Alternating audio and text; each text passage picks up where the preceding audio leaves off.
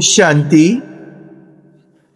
आज के इस अव्यक्त मुरली अध्ययन सत्र में आप सभी श्रेष्ठ पुरुषार्थी आत्माओं का स्वागत है। आज का संसार डिजिटल वर्ल्ड बन चुका है। डिजिटल वर्ल्ड में केवल दो स्तर होते हैं, सही या तो गलत, अच्छा या तो बुरा, ऊपर नीचे, ऑन ऑफ, तीसरे की कोई गुंजाइश नहीं होती है। जितने भी उपकरण, वैज्ञानिक यंत्र, घड़ियां, कैमरे बनाए जा रहे हैं, वे सब बाइनरी ऑपरेशन पर आधारित हैं, अर्थात दो स्तर पर आधारित, या तो सही या तो गलत। डिजिटल होने के कारण ही, बाइनरी ऑपरेशन होने के कारण ही आजकल रोबोट आदि का बनाना संभव हो पाया है, जो कि सर्जरी तक कर देते हैं। उसमें दो ही ऑप्शन है, जो कमांड दिए हैं या तो वो पूरा करेगा, दूसरा ऑप्शन है नहीं करेगा, तीसरा ऑप्शन नहीं है कि बीच में कुछ और हो जाए। मशीन या तो चलेगी या तो नहीं चलेगी, तीसरा कोई ऑप्शन नहीं है। तो ऐसे समाज का विकास हुआ है। लेकिन जैसे कोई मशीन है, कोई उपकरण है, वो बहुत से पुर्जों से मिलकर बनता है। अगर उस मशीन के एक आध पुर्जे खराब हो जाएं, तो आप क्या करेंगे? उनको बदल सकते हैं, उनको चेंज कर सकते हैं, रिप्लेस कर सकते हैं, उनके स्थान पर आप दूसरा पुर्जा लगा देंगे, मशीन फिर वैसे बन गई। अर्थात जो मशीन है वो भी क्या है? एक प्रकार का छोटे छोटे पुर्जों का संगठन है।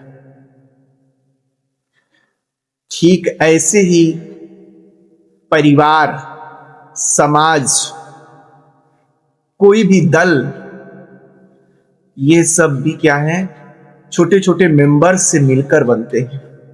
मेंबर्स उस परिवार के, उस समाज के, उस संस्थान के, उस संगठन के पुर्जे होते हैं। पुर्जों को तो बदला जा सकता है, लेकिन मेंबर्स को कहां बदल सकते? उनमें दो स्तर नहीं है कि या तो सही काम करेंगे या तो गलत काम करेंगे, या तो नहीं करेंगे या तो करेंगे। उनमें तीसरे स्तर भी संभव है, चौथे स्तर भी संभव है। तो आज की इस मुरली में बाबा हम सबको मानव मनोविज्ञान बता रहे हैं कि कैसे हम अपने संगठन को चलाएं, संगठन का महत्व क्या है और संगठन से सर्टिफिकेट कैसे लें।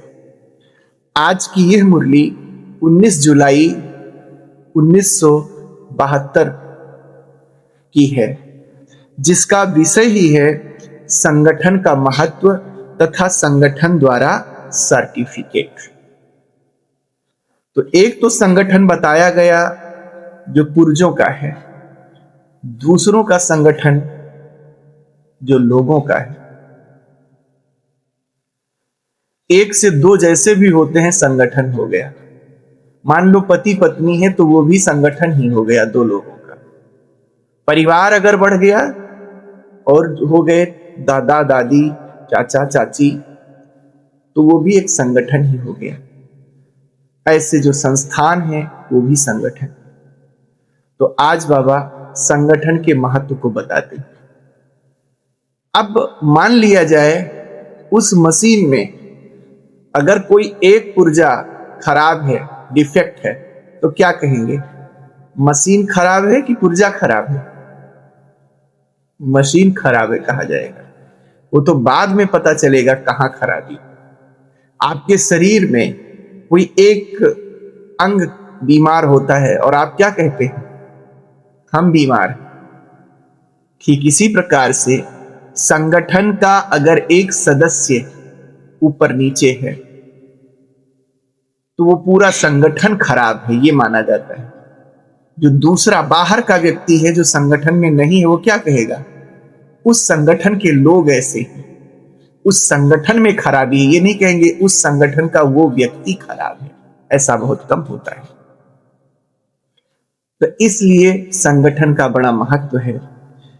इस मुरली में बाबा संगठन का महत्व बताने के लिए मोती और माला का उदाहरण देते हैं कि जब मोती अकेला है तो उसका उतना महत्व नहीं है, उसकी उतनी वैल्यू नहीं है। लेकिन वही मोती जब संगठन रूपी एक धागे में पिरो लिया जाता है तो वो मड़का बन जाता है, एक माला बन जाता है, और मड़के का महत्व इकलौते मोती से कहीं अधिक होता है। अब ठीक उसी प्रकार से मान लिया जाए कोई मोतियों की माला है और बहुत अच्छी माला है, लेकिन उसमें से कोई एक मड़का या दो मड़का डिफेक्टिव है, तो माला की वैल्यू क्या होगी? कम नहीं हो जाएगी कि ये कहा जाएगा कि इस मोती की वैल्यू कम हुई है। उस एक मोती का असर संपूर्ण माला पे पड़ता है।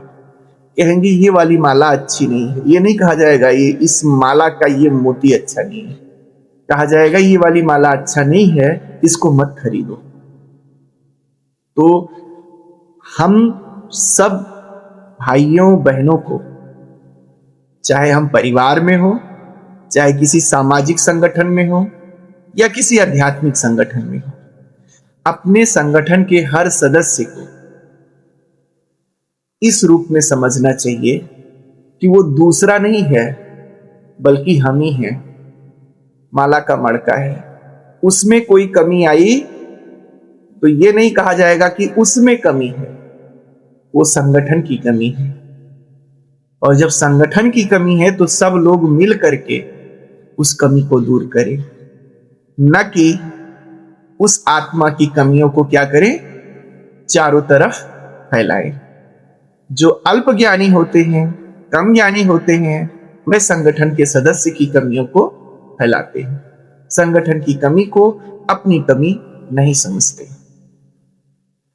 तो आज बाबा ये विशेष महत्व बताते हैं कि एक मड़के की कमी अर्थात पूरी माला खराब, संगठन में एक सदस्य की कमी अर्थात पूरा संगठन खराब।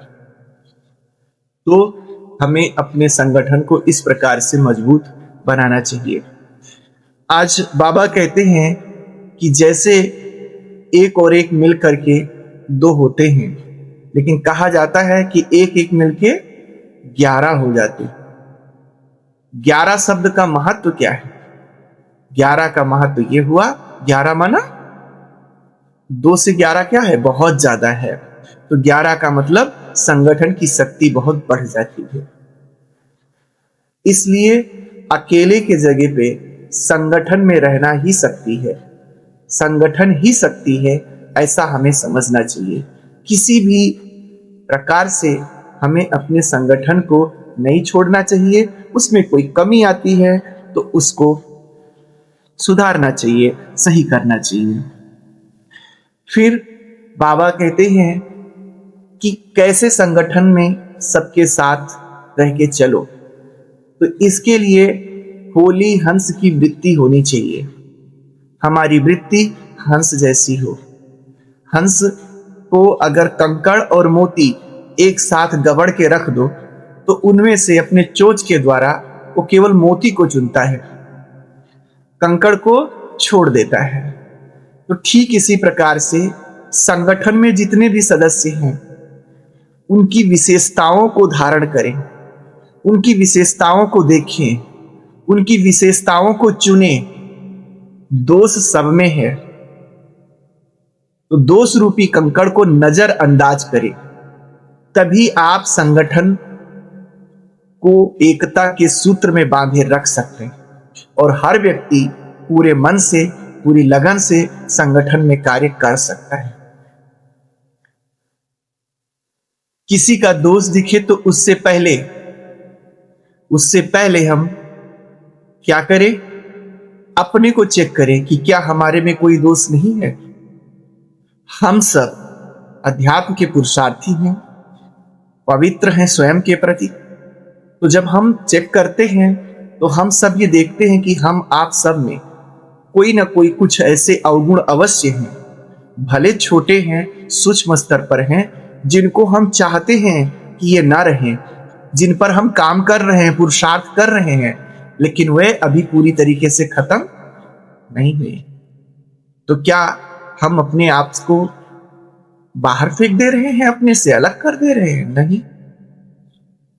उन अवगुणों के साथ भी हम स्वयं को स्वीकार किए हुए हैं। हाँ, उन पर काम जरूर कर रहे हैं। तो जैसे हम अपने दोष को जानते हुए उसे समाप्त नहीं कर पा रहे हैं, ठीक उसी प्रकार से संगठन की जो दूसरी आत्माएं हैं, उनमें भी वो कमियां हैं। हो सकता है वो ना जानती हो, तो आपका काम है कि उनको थोड़ा सा इशारा दे दो। लेकिन हो सकता है वो जानती हो, पुरुषार्थ भी कर रही हो, लेकिन अभी जैसे आप अपने को नहीं कवर कर पा रहे हो अवगुण को, ऐसे वो ना कवर कर पा रहे हो।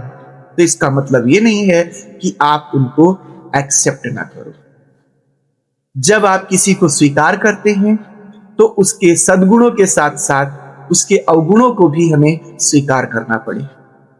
कोई भी चीज हम लाते हैं, हम अपने घरों में बिजली लगवाते हैं, बिजली में बड़े सद्गुण हैं। हमको वो ठंडी देती है, गर्मी भी देती है, सारा काम बिजली से होता है। अवगुण भी है, अगर हम चूक जाएं तो खतरनाक इतनी है, हमें जला सकती है, हमारा जान ले सकती है। तो क्या हम बिजली को बाहर फेंक दे रहे हैं? नहीं। हम सावधानी से उसके उस अवगुण को ध्यान में रखते हुए उसका यूज करते हैं अपने जीवन में और उससे सुख प्राप्त करते हैं।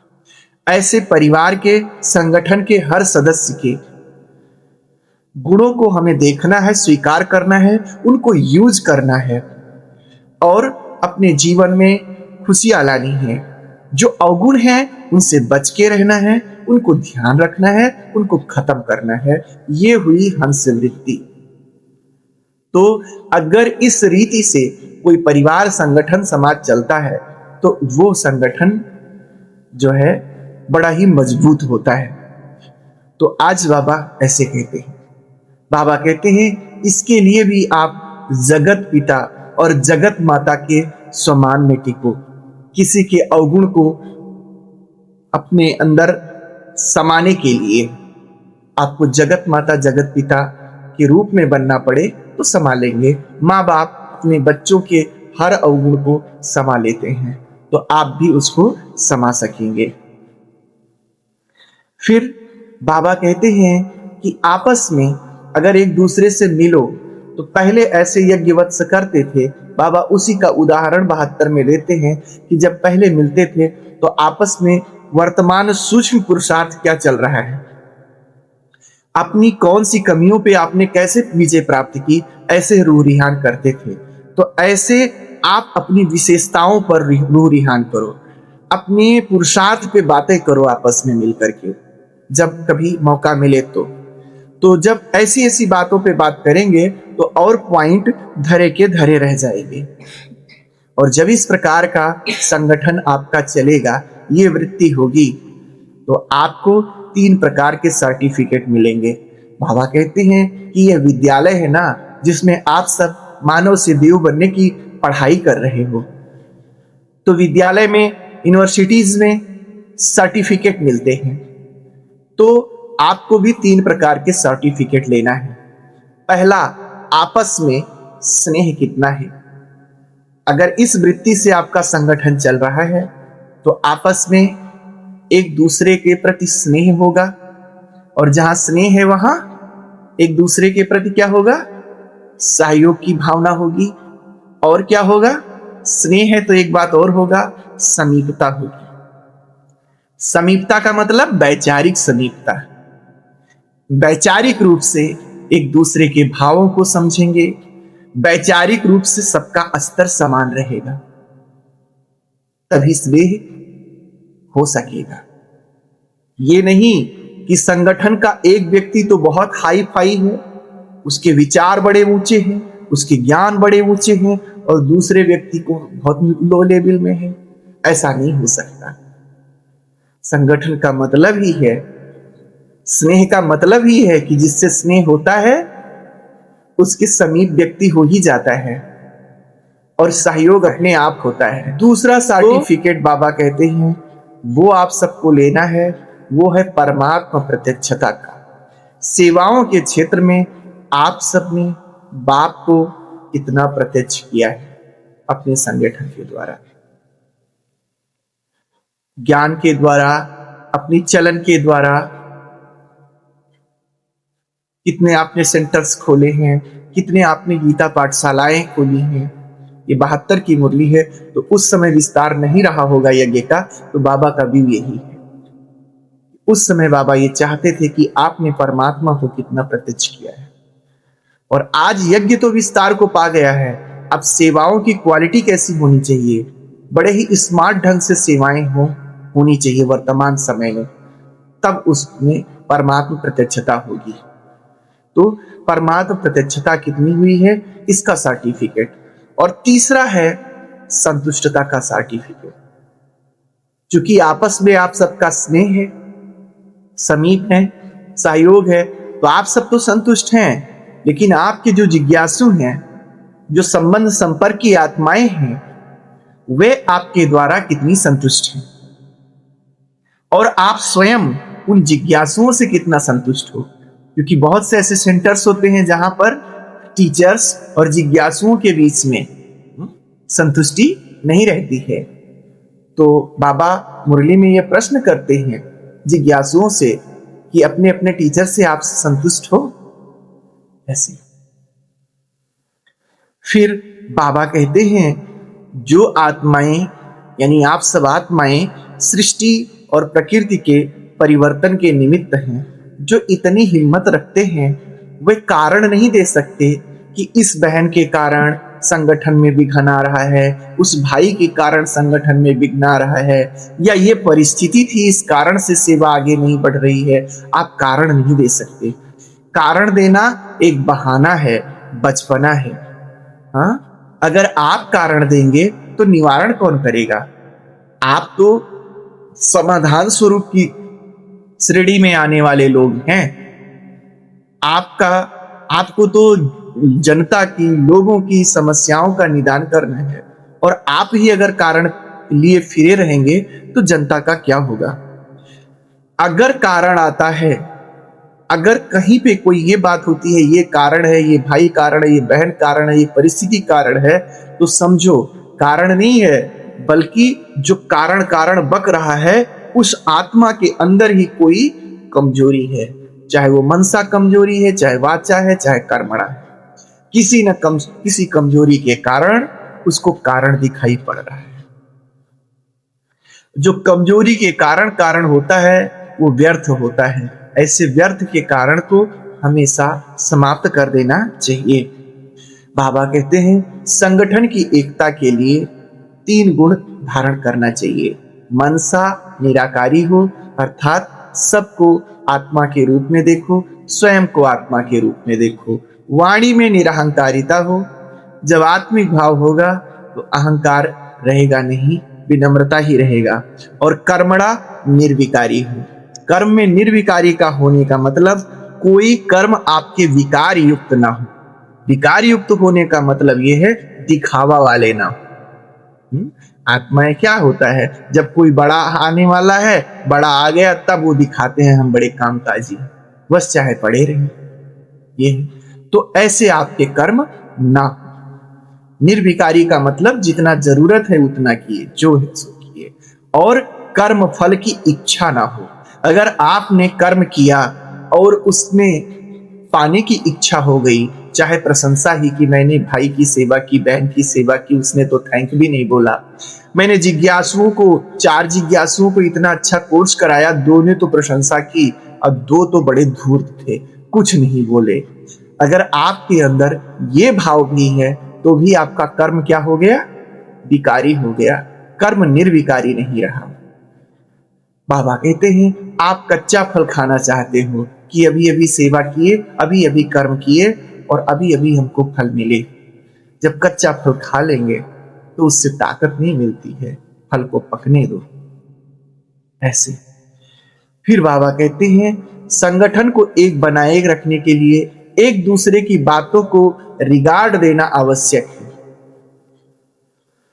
किसी की बात को तुरंत मत काटो, उसकी बात को सम्मान दो। पहले उसको सम्मान देना ही सम्मान लेना है, नहीं तो आज आपने उसकी बात को काट दिया है, कल वो आपकी बात को काट देगा। इसके लिए दो अप्रोच बाबा बताते हैं। पहला तो चूहे का, कि चूहा काटने से पहले फूंक मारता है, नरम करता है और उसके बाद काटता है तो मनुष्य को दर्द नहीं होता। ठीक इसी प्रकार से अगर आपको पहले किसी की बात को काटना है, वो बात श्रीमत अनुसार नहीं है, तो पहले उसकी प्रशंसा करो। पहले उसको उसके रियल में, झूठी प्रशंसा ना करो, चापलूसी नहीं करो, रियल में उसके जो सद्गुण हैं उसको दिखाओ। उसके बाद में उसकी बात की कमी भी दिखाओ कि देखो ये कमी है, श्रीमत अनुसार मुझे लगता है ऐसे होना चाहिए। तो आपने क्या किया, पहला उसको थोड़ा सम्मान दिया, दोबारा में उसकी कमी बताई, तीसरा जब श्रीमत के अनुसार बताया तो उसको एक सजेशन मिल गया। तो फिर क्या होगा, वो डिसरिगार्ड महसूस नहीं करेगी आत्मा, बल्कि और हीलिंग की महसूस करेगी। इसी को बाबा सर्जन का अप्रोच देते हैं कि जब सर्जन किसी रोगी की चीड़ फाड़ करने वाला होता है तो ऐसा नहीं कि एकाएक पहुंचा और क्या किया, शरीर को काटने लगा। पहले क्या करता है, एनेस्थीसिया लगाता है, पहले शून्य की सुई लगाता है। अब जब शून्य की सुई हो गई उसके बाद में वो उस पोर्शन पर ऑपरेशन करता है, चीर फाड़ करता है। और चीर फाड़ करने के बाद ये नहीं कि वैसे छोड़ के चल दिया, फिर उसको टाका लगा के हील भी करता है, टाका मलहम लगा के हील कर देता है। तो ऐसे ये 3 चरण में किसी की बात होना चाहिए। आज के इस संसार में आत्माएं बहुत ठोकर खाई हुई हैं। जहां भी देखो तहां एक दूसरे के अपमान करने पे ही लोग तुले होते हैं। तो जब हम किसी के विचार को सीधा करते हैं कि भाई हम ये बात नहीं मानी जाएगी, तो वो व्यक्ति ये नहीं समझता है कि मेरे विचार को मना किया गया है, वो समझता है सीधा कि मेरे को मना किया गया है, मेरे को कमी बताई गई है। तो इसलिए ऐसी आत्माओं पर रहम करो, बाबा कहते हैं। एक पर पीड़ा अनुभूति के तहत उन आत्माओं की विचार को काटना नहीं है, उनको सम्मान देना है, सम्मान देना है। सम्मान देना चापलूसी नहीं है, बल्कि समझो कि उनके जो ठोकर खाए हुए हैं ना, उस पे मरहम लगाना है। उसके बाद आप विचारों को काटो, और काटने के बाद जैसे डॉक्टर मरहम पट्टी करता है, आप उसको श्रीमत अनुसार क्या है, कैसे होना चाहिए, क्यों काट रहे हैं, इसको पूरा बाकायदा उसको बताओगे तो वो आत्मा समझ जाएगी। एक समझो उसको शिक्षा मिल गई। तो अगर ऐसा करते हो तो आपका संगठन बना रहेगा। तो इस प्रकार से आज की इस चर्चा में हम सब ने सीखा कि हम सब स्वतंत्र नहीं हैं, अकेले नहीं हैं, अपितु मनुष्य एक सामाजिक प्राणी है। हमें समाज में, संगठन में रहना है तो माला का मड़का बन के रहना है। दूसरा, संगठन में होली हंस की वृत्ति रख करके जीवन जीना है, तुरंत फल की इच्छा नहीं करनी है। एक बहुत सुंदर उदाहरण देते हैं इस बात पर। बाबा कहते हैं कि मैं तो निराकार हूं, मेरा प्रारब्ध ही नहीं बनता, मैं जो आप सबकी सेवाएं करता हूं, अगर प्रारब्ध भी बन जाए तो मैं उसे भोगूंगा कैसे, इसलिए मेरे अंदर नेचुरली कोई इच्छा नहीं आती फल की। लेकिन आपने साकार ब्रह्मा बाप को देखा, वो तो साकार में थे, लेकिन उनको भी फल की इच्छा, जो बच्चों के प्रति इतनी सेवा उन्होंने की, शायद ब्रह्मा बाप के मुख से कभी ये सुनते नहीं देखे होंगे कि मैं ना होता तो यज्ञ ना चलता, मेरे वजह से आप लोगों की 14 साल तक पालना हुई, ऐसा उन्होंने कभी नहीं कहा। उसका कारण है क्योंकि उनको बच्चों से पालना के बदले कोई अपेक्षा और इच्छा नहीं थी।